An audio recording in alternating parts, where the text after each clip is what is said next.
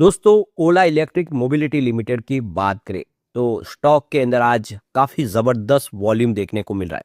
इसका मतलब यह है कि कुछ फंड हाउस ने यहाँ पे खरीदारी की संभावनाएं देखी है और क्यों न हो स्टॉक इस समय आईपीओ प्राइस से भी नीचे है। जबकि ओला इलेक्ट्रिक मोबिलिटी ने जो फैसले किए वो आने वाले समय इसके लिए गेम चेंजर साबित हो सकते हैं।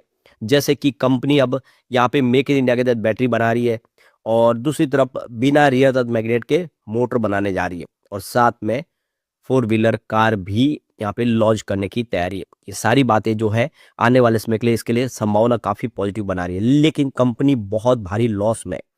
यहाँ पे प्रमोटर अपने शेयर गिरवी रख रहे लगातार। ऐसे में क्या यहाँ पे संभावना है स्टॉक के आने वाले समय बेहतर कर पाएगा, जानने की कोशिश करेंगे इस वीडियो के माध्यम से।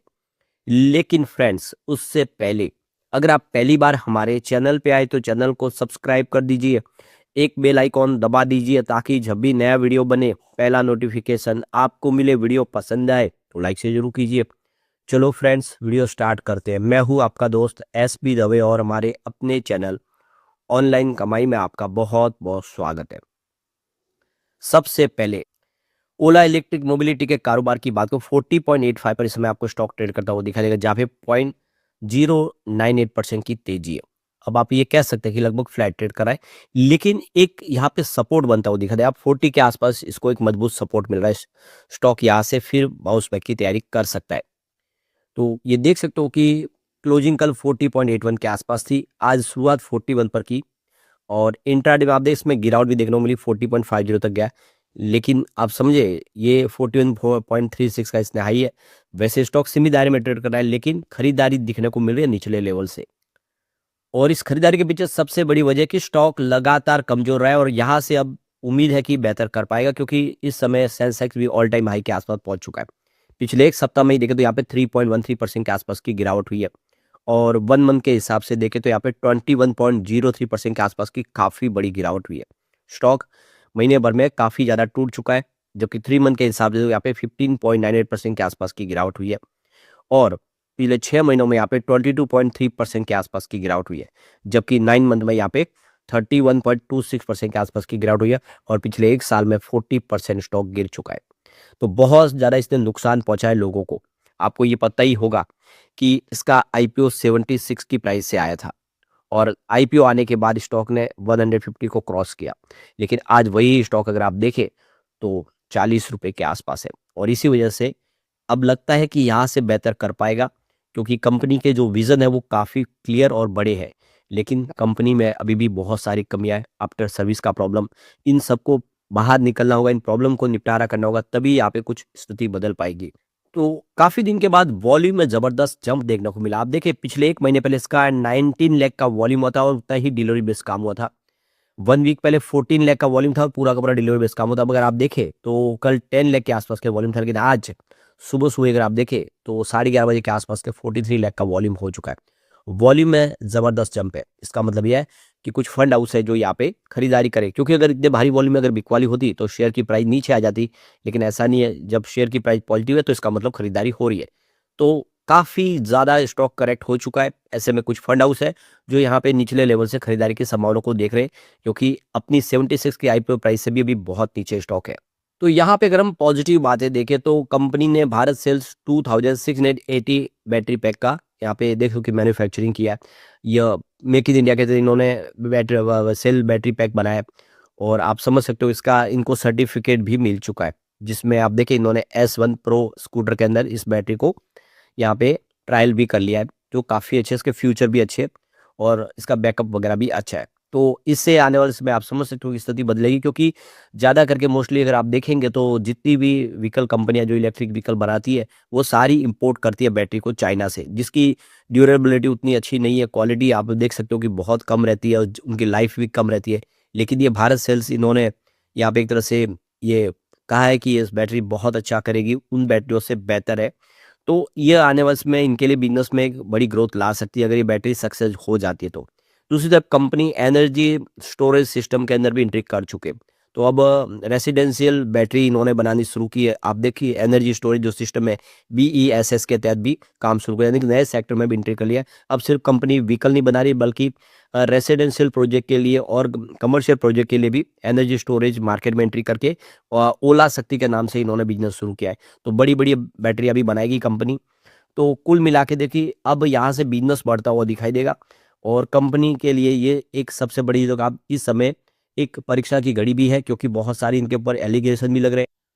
कंपनी आप देखो कि यहाँ पे एक पैटर्न हासिल करने के लिए यहाँ पे इन्होंने कुछ प्लानिंग शुरू कर दी है, जहाँ पे कंपनी आप देख सकते हो कि एक इलेक्ट्रिक कार बनाने जा रही है और इन्होंने ये जो अपना इसका पूरा का पूरा देखे जो कि इनका खुद का यहाँ पे एक पैटर्न है, जिसके लिए इन्होंने ये डिज़ाइन जो बनाई है उसके लिए पैटर्न मांगा। लेकिन आप देखें तो LG जो इलेक्ट्रॉनिक्स है, उन्होंने यहाँ पे इनके ऊपर एक तरह से जो बैटरी को लेकर भी यहाँ पे कुछ सवाल उठाए कि जो बैटरी इन्होंने बनाई है, वो बैटरी का जो डिज़ाइन है उनका चोरी किया है, वो भी प्रॉब्लम है। तो अब ये देखें कि जो फोर व्हीलर बनाने जा रहे कार, क्या वो बिल्कुल आने वाले समय इनके लिए बेहतर होगी? क्योंकि फोर व्हीलर जो इलेक्ट्रिक कार वो बना रहे, वो MG मोटर जैसी है। क्या वहाँ पर भी इन्होंने अपनी खुद की टेक्नोलॉजी बनाई है? यहाँ पर वहाँ पर भी कुछ बाजार से लिया हुआ है, तो ये भी देखना होगा। तो अभी ये सारी प्रॉब्लम है, जब तक कि ये सब क्लियर ना हो जाए तो स्थिति अभी भी चिंताजनक बनी हुई है। इसके अलावा देखें तो यहाँ पे कुछ लीगल चैलेंजेस भी है CEO भाविश अग्रवाल के लिए। आप देखें इनके एक एम्प्लॉय ने सुसाइड किया था जो इंजीनियर थे, और उन्होंने कहा है कि उनको बहुत ज़्यादा हैरेसमेंट किया गया, जिसमें उन्होंने सीधा CEO भाविश अग्रवाल का नाम लिया है। तो ये पूरा जो मामला है ये भी देखो कर्नाटका हाई कोर्ट में है, जिसकी वजह से भी आने वाले समय कुछ प्रॉब्लम हो सकती है। तो ये कुल मिला के ये सारी बातें जो नेगेटिव होती है कंपनी के लिए, और ऐसे में स्थिति बदतर भी होती है। इस समय देखें तो वो मार्केट शेयर में भी कंपनी काफ़ी पिछड़ गई। आप देखो कि इस समय ये एथर एनर्जी और TVS मोटर इलेक्ट्रिक व्हीकल में बहुत अच्छा कर रही है, और इनकी जो सबसे बड़ी बात ये है कि जो आफ्टर सेल्स सर्विस है, उसमें लोगों को उतना पसंद नहीं आ रहा है, आफ्टर सेल्स सर्विस अच्छी नहीं मिल पा रही है, और इसी वजह से भी यहाँ पे देख सकते हो कि इनके लिए ये प्रॉब्लम हो रही है। इसके अलावा जो इनके सेल्स के आंकड़े और रजिस्ट्रेशन के डाटा उसमें मिसमैच हुए थे। तो इन सब वजह से भी यहाँ पे देखें तो कंपनी पे लोगों का भरोसा थोड़ा कम होता है। लेकिन कंपनी के तरफ से कोशिश है पूरी हो रही है कि जो भी पुराने मामले सब शांत करके आगे बढ़ा जाए। कंपनी के बोर्ड ने यहाँ पे 1500 करोड़ की फंड रेजिंग के फैसले को भी अप्रूव किया है। तो आने वाले समय कंपनी फंड रेजिंग करके अपने बिजनेस को आगे बढ़ाने की तैयारी करेगी। तो यहाँ पे दोनों तरफ है, मामला पॉजिटिव है, नेगेटिव भी। अब कौन सा प्लेयर आगे भारी होगा उसी हिसाब से ये स्टॉक उसकी परफॉर्मेंस दिखाएगा। अब कंपनी की फाइनेंशियल सेहत को देखें तो कंपनी के रिवेन्यू में अच्छी खासी वृद्धि हुई। आप देखिए 2022 में पूरे साल का जो रिवेन्यू कंपनी का 373 करोड़ के आसपास था, वो 2025 में 4514 करोड़ तक पहुंचा। वैसे 2024 काफ़ी अच्छा था, 5009 करोड़ के आसपास का कंपनी का रिवेन्यू था, वो बड़ा था, फिर उसमें कुछ कमी आई है। लेकिन ओवरऑल कंपनी का बिजनेस तो बढ़ रहा है। लेकिन यहाँ पे जो सबसे बड़ी प्रॉब्लम है वो है कंपनी का लॉस, जो लगातार बढ़ रहा है। आप देखिए 2022 में 784 करोड़ के आसपास का लॉस था, 2023 में लॉस बढ़ के 1472 करोड़ तक पहुंच गया, 2024 में ये लॉस बढ़ते हुए 1584 करोड़ तक पहुंचा। लेकिन 2025 में सीधा लॉस 2276 करोड़ तक पहुंचा। ये लॉस का दायरा बढ़ रहा है, लगातार लॉस बढ़ रहा है, और ये सबसे बड़ी प्रॉब्लम है। कंपनी जब लॉस में है तो लोगों को भरोसा भी कम होता है, इसीलिए कंपनी को आने वाले समय अपने बिजनेस को प्रॉफिट में लाना होगा, तभी आगे बढ़ने की उम्मीद बनाएगी। एक यहाँ पे जो सबसे बड़ी चिंता और भी है वो है प्रमोटर, जो लगातार अपने गिरवी शेयर बढ़ा रहे। आप देखिए सितंबर 2024 में इनका एक भी शेयर गिरवी नहीं था, 0 शेयर गिरवी थे, और होल्डिंग इनकी 36.78% के आसपास की थी। अब सितंबर 2025 में देखो कि होल्डिंग तो सेम है 36.78% के आसपास, लेकिन 8.25% की होल्डिंग इन्होंने गिरवी रख ली है, जो जून में नहीं थी। तो प्रमोटर ने अपने जो शेयर है वो गिरवी रखे, जिससे थोड़ा सा और टेंशन भी होता है कि क्या प्रमोटर कमजोर पड़ रहे हैं। लेकिन ओवरऑल कंपनी के जो इस समय जो प्रोजेक्ट है वो अगर सारे सक्सेस हो जाते हो, ये कंपनी बहुत अच्छा कर सकती है। अगर कंपनी फोर व्हीलर में सक्सेस होती है तो आप समझ सकते हो एक बड़ा मार्केट इनके लिए खुल सकता है। कंपनी अब बियना रियर अर्थ मैग्नेट के मोटर बना रही है, अगर वो सक्सेस हो जाती है तो कंपनी को उससे बहुत सारा बेनिफिट हो सकता है। तो बिल्कुल ये एक ऐसा स्टॉक है जो रिस्क के साथ इसमें निवेश के बारे में सोचा जा सकता है, क्योंकि रिस्क आपको बड़ा रिवार्ड भी दे सकता है। अगर हम एफआई की बात करें तो इनकी होल्डिंग सितंबर में 4.18% के आसपास थी, जो सितंबर 2025 में कम होकर 3.24% के आसपास आई। यानी यहाँ पे एफआई ने अपना निवेश कुछ कम किया पिछले एक साल में। लेकिन अगर हम बात करें डीआई की, यानी इंडिया के जो बड़े फंड हाउस, उन्होंने होल्डिंग बढ़ा दी है। 5.16% की होल्डिंग थी सितंबर 2024 में, जो सितंबर 2025 में बढ़ के 6.78% के आसपास हो गई है। यानी इंडिया के जो बड़े फंड हाउस है वो इस स्टॉक पे भरोसा कर रहे हैं। अगर हम बात करें जनरल पब्लिक की, तो वो लगातार अपनी होल्डिंग बढ़ा रहे हैं। 9.3 देख सकते हो कि यहाँ पे 9.84% के आसपास की होल्डिंग थी सितंबर 2024 में, जो सितंबर 2025 में 25.25% तक पहुंच गई है। यानी रिटेल इन्वेस्टर इसमें काफी सारा निवेश कर रहे हैं।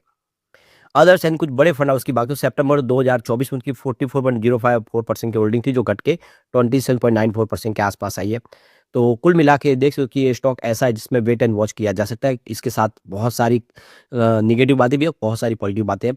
इसीलिए इसमें आपको धैर्य के साथ इसमें आपको देखते हुए आगे बढ़ना चाहिए। लेकिन फ्रेंड्स, कोई भी इन्वेस्टमेंट करने से पहले अपने फाइनेंशियल एडवाइजर से एडवाइस ले ले या अपना खुद का रिसर्च करें, क्योंकि मैंने वीडियो आपके एजुकेशनल पर्पज के लिए ही बनाया। वीडियो पसंद आए तो लाइक से जरूर कीजिए और चैनल को सब्सक्राइब कर दीजिए। Thank you friend.